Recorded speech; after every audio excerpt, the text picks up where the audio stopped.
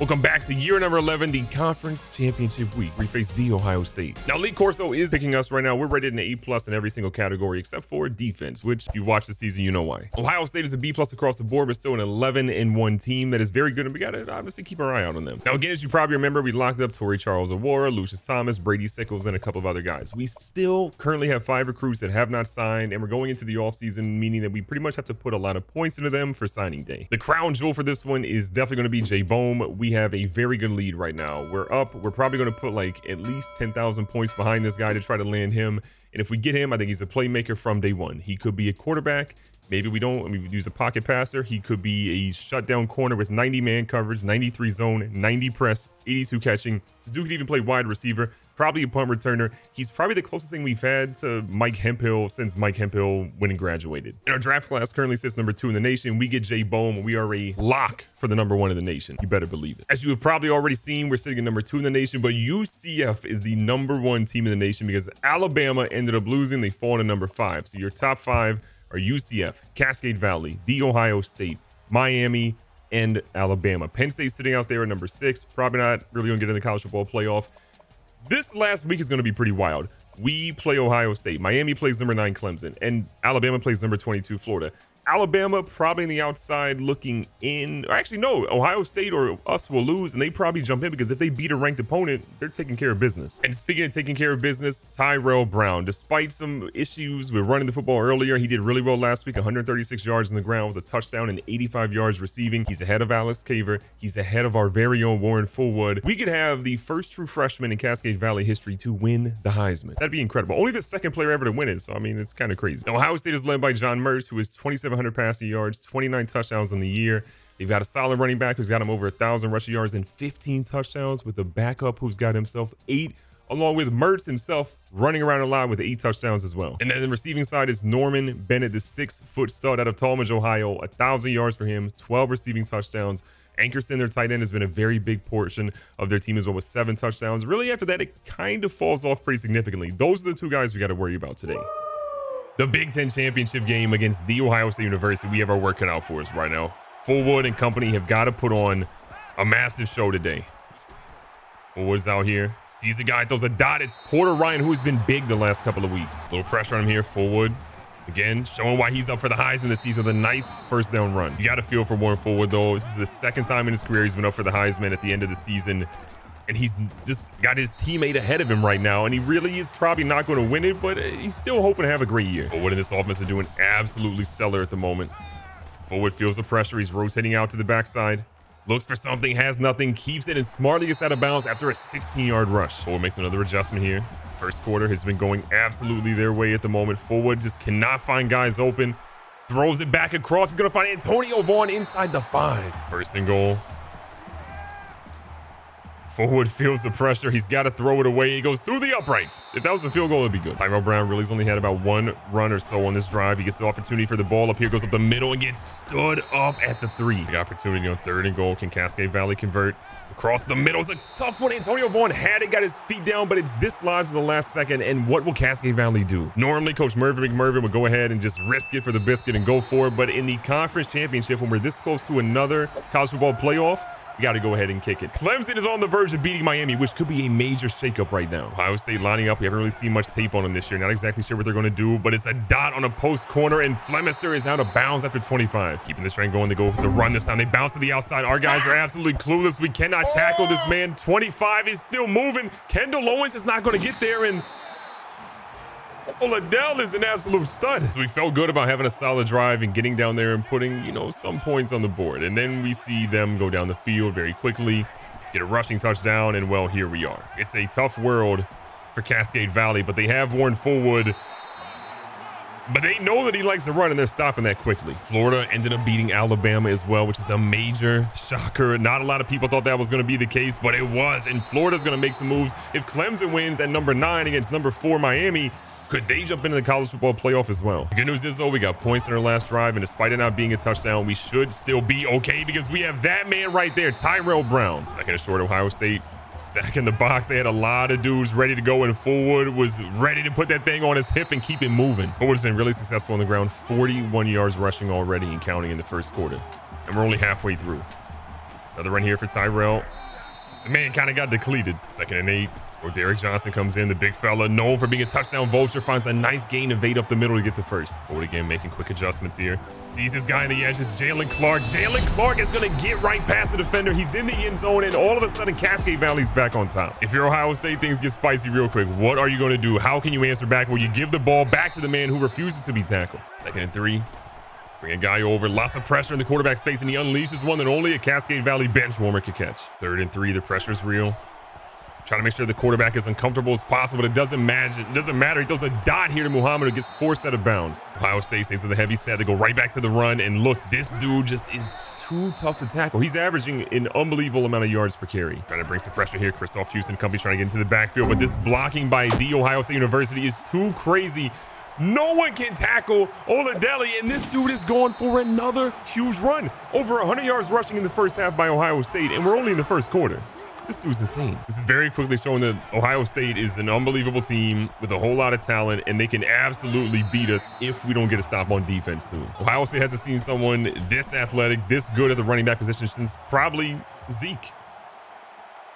Forward stops on a dime. What an absolute insane cut, and he picks up the first down. Tyrell Brown is going to get another carry here. Cascade Valley down 4. He's going to get to the edge, and it's a great run as he forces his way down for 17 yards. Been left here in the first. Ohio State is absolutely doing a brilliant job covering these Cascade Valley receivers, and Forward smartly gets rid of it. 2nd and 10. Lining up here. Solid opportunity. Jalen Clark catching in a tough spot is enough for the first. Another opportunity for Tyrell Brown to go crazy here, but it's not really anything. They shut it down after 3. What I'm loving from Cascade Valley is that they're taking their time. They're being efficient. They're not really turning the ball over, which has been one of their most, I guess, their largest Achilles heel. But that play somehow goes for a loss of 2. We have no idea what happened. 3rd and 9. Forward stays in shotgun here. Got an opportunity. Jalen Clark is always ready. 14 big yards to keep the chains moving and this drive alive. Forward 7 for 10, 104 yards and a touchdown so far in this game. He's been killing it on the ground as well, over 50 rushing yards. This has really been a statement game from him so far after people have written that dude off. Look at Tyrell Brown. Speaking of statement, he's going to statement himself into the end zone. Cascade Valley back on top. A huge stop, though, by Cascade Valley's defensive unit. We're now going to get the ball back on offense. Up 3, see if we can extend that lead. With a wide receiver option. Pitches it out here. Antonio Vaughn got some burners on him. He's pushing down the field, and they catch him. But after 25 yards, Antonio Vaughn, well over 100 yards rushing this season. He has been great on that wide receiver option. Time on our side. You've got momentum. It's Tyrell Brown's show, and everybody's got to watch. Tyrell Brown is averaging about 9 yards per carry. It's being overshadowed by what Oladelli has done with his 18 yards per carry right now, and obviously those 2 big runs. But Brown is looking like he was earlier this season, a legend. Back to the run game where Derek Johnson in for those tough yard situations, runs into his own man, and that could have been a first, but he just doesn't get around the corner. 3rd and short, we need something here. Brown in here to try to fake him out from a short yardage situation. I think he has the first, and the refs say that he does. Forward has had to throw a pass in a few. The pressure is real. This dude is putting on the Jets. Are you kidding me, Warren Forward? Are you kidding me, Warren Forward? Inside the 10. That could have been a major sack. Pause if needed. But he went almost to the house on that. Every time you see Warren Forward make a play like that, it makes it that much more difficult to start a passing quarterback next season. Obviously, we have a great one coming in. But we got to figure out what we're going to do with Jay Bone, because having that dude at QB instead would be great. As Warren Forward, they say he's down at the 1. That should have been a touchdown. 2nd and goal. Forward pretty gassed at the moment. Throws one off his back foot. We got to keep this man upright. He might be hurt after that. Forward does not want to touch the football outside of handing it off. He gives it to Tyrell Brown. Is in for his 2nd rushing touchdown of the game. And Cascade Valley's lead is about to go up 10 points. 2 minutes left. Cascade Valley with the rock right back on their side. Can they get more points on the board? Even a field goal here would be amazing. 2nd down, 7 yards to go. Ohio State seems like they're sending a little bit of a blitz in. Forward takes his time, throws one, and wow, that defender played that perfect. Our big issue here is that we don't really want to give them the ball back. Not converting here is going to do just that. Forward sees the guy down the middle. Who else but Tyrell Brown? Tyrell Brown is going to make his way down the field on the biggest reception of the game. 1st and 10, Porter Ryan slides over in motion. The huge blitz. He sees him late, but he finds Ferdinand. If they hadn't hit him, he would have had him earlier, and Ferdinand is fighting for his bread down to the 3. Warren Forward has been absolutely fantastic today. This dude is just fighting, staying alive, and doing everything he possibly can to get his team in that end zone. Pressure's there. Forward again, rolling. Cuts on a dime, risks getting in there, and he does. Forward is putting the team on his back, and because of that, they have 30+ points. This dude is insane. And with that, Ohio State is going to take a 17-point deficit into halftime. They don't want any problems. They've seen enough. Huge opportunity here. Can we shut them down? It's a big play, and we keep them out of the end zone. 4th and goal. You got to imagine they go for it. Kind of shocking here, but I get it. You kick a field goal. You cut the lead to 14. It's only 2 touchdowns, but that's a really, really tough call. And they win for us. They're down 14, and the studio update is going to let us know that Clemson choked a 14-point lead, and now Miami's on a 24-3 run to make it 24-17. Ball back. We have a nice long drive. We get some more points on the board. Field goal, touchdown, doesn't matter. That is going to be very difficult for Ohio State. Getting their ankles broken all over the field. Tyrell Brown, what a play. First down yet again. Fertney looks like to be open, but what a play by the defender. And Bassanor is all over that. 2nd and 10. Want to start this second half again on a good note here. This forward's going to smartly get out of bounds. Takes a bad hit, though. 3rd down, 6 yards to go. It's a big possession. A nice dot here from Mikael Smith, and he's going to get himself a 21-yarder. Under 5 minutes left here in the 3rd. Forward trying to keep some protection going. Doesn't have what he wants. He's going to keep the rock again, getting out of bounds. He has been a one-man army. I mean, don't get me wrong. Tyrell Brown has obviously been great, but it's just Forward who is just carrying this team again and again. And Fertney is all the way down to the 1 again. Forward could have 4 passing touchdowns if the plays would just go his way, maybe by a yard or 2. 1st and goal.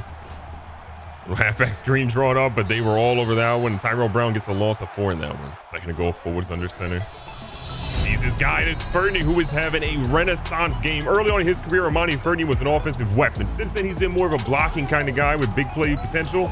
He's back to being the guy he needs to be in a big game. Henderson's going to move in motion. They go with the run, and Oladelli is brought down after 1, making it 4th and short. They are down 38-17. A minute left in the 3rd quarter. Ohio State is kicking a field goal, and I'm kind of flabbergasted here. This one's up. This one is going to be good. The lead is cut to 18. But it's still a 3-score game for him. The important thing to note is an 18-point game is not over by any stretch of the imagination. We have got to get our guys moving the chains and chewing clock and just getting points on the board still. If you look up GoodGameBro GG, there should be 1 or 2 under my name. Minute left here in the 3rd. Porter Ryan, welcome to the middle of the field. Forward continues his absolute dominant performance. He's scrambling. He's got a guy deep. He throws it on the run. He's going to hit Mikael Smith, who is having a game. 23 first downs to Ohio State's 9, and still they're only down 18 points. We have been slow playing a lot of today, and Ohio State's had some big boom plays. You got to give them props. Their running game was insane in the first half. Start of the 4th quarter. Keeping the pressure on. Forward is not giving up, and he's staying in bounds, which is so smart. Play action fake. See if they bite on it. Forward throws one. This is risky, and thank God that man has no hands. Forward is behind gas. This man has been running around left and right, passing, running. It doesn't matter. This dude is everywhere. And look at Tyrell Brown shrugging off the tackle, but they say he's short. One of the biggest stories of this game is the fact that Cascade Valley is 5 for 6 on 3rd down conversions. If you're able to convert like that, it just makes your job so much easier. And Tyrell Brown is trying to get in the end zone, and what a run. That might be the best run of his young career. Da-na-na, da-na-na.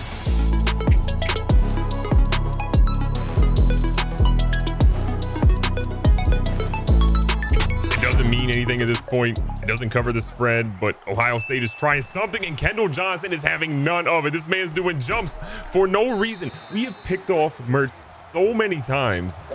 It's been a while since Cascade Valley has been this active in the secondary and forcing turnovers. Because they're a rival, we're trying to put more points on the board. We don't care about them. We don't care about anything positive for them. We are trying to get our guys more stats. Under 2 minutes left. We're not going to try anything too crazy, but we definitely are trying to put more points on the board if possible.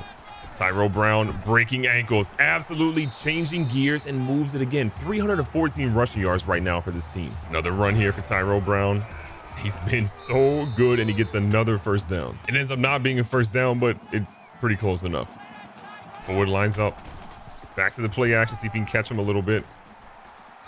He's not going to catch anybody here. He's going to get rid of that one smartly. 3rd down, 1 to go. Tyrell Brown wide open. He's been such a big part of this offense today. He keeps moving. Tyrell Brown got him on skates, and he's down inside the 10. Forward is under center. Sees his guy Fertney. You know he loves a big tight end, and Cascade Valley's down at what looks to be the 1 yard line. Forward stays in shoddy here. Looks underneath. He's got Joe McBride. Trey McBride's in the NFL. Joe McBride is out here making a play, and Cascade Valley puts up 58+ points in the conference championship game. Cascade Valley and Warren Forward are going to win the Big Ten championship against The Ohio State University, 1 of their rivals. And Warren Fullwood was magnificent today. I don't know who ends up getting player of the game, but player of the game by far was Christoph Houston, taking that all the way back to the house. Were we going to win regardless? Absolutely. But did they cry a little harder because of that play? Absolutely. Fullwood is the player of the game, 339 yards in the air, 116 on the ground, and 4 total touchdowns. The thing of legends, and the thing that we wanted to see at the end of the game. Coach Mervin McMervin, he's been lifting. The dude's looking kind of buff, hoisting the Big Ten trophy. They robbed us of the view, just like Ohio State thought they were going to rob us of the game. We think not. Again, Fullwood, 3 passing touchdowns, didn't throw a single turnover, 70% completion rate, 300+ yards. It was an incredible game by him. Tyrell Brown, our other Heisman candidate, the leading Heisman candidate, 171 on the ground on 19 attempts, 3 touchdowns against The Ohio State University. Fullwood gets a touchdown. Antonio Vaughn had a nice run. And then receiving, Ferdinand, 5 for 82 and 1 touchdown. A vintage game from the senior. You love to see it. He's from Lima, Ohio, so this is a big game for him, returning against a team that obviously maybe should have scouted him, but they didn't. Tyrell Brown, 5 for 101. Major game for him. The first time in his career, I believe, he's had 100 receiving yards and 100 rushing yards in the same game. Jalen Clark got in the end zone, and we also see Joe McBride get in the end zone. The freshman is going to be a major part of our offense next season, stepping up for Ferdinand. You love how he played today in his one opportunity to shine. And then defensively, Morgan Williams chased down everybody. The true freshman was electric. Tackles for loss, 2 of those big today, 8 total tackles. From an interception, or excuse me, from a sack perspective, we had 3. 1 from Owens, 1 from Duran, and then 1 from Rodriguez Gibson towards the end of the game. Interceptions, we had 3. Kendall Johnson, Michael Lanier, and then Christoph Houston taking his all the way back to the house. Cascade Valley should be, without a doubt, be in the college football playoff, and I cannot wait to see who they match up against. Will it be UCF? Will it be somebody else? We don't know, and we don't care. It's Cascade Valley is trying to run it back. Be safe, be smart, tell somebody you love them. Catch you guys in the next one.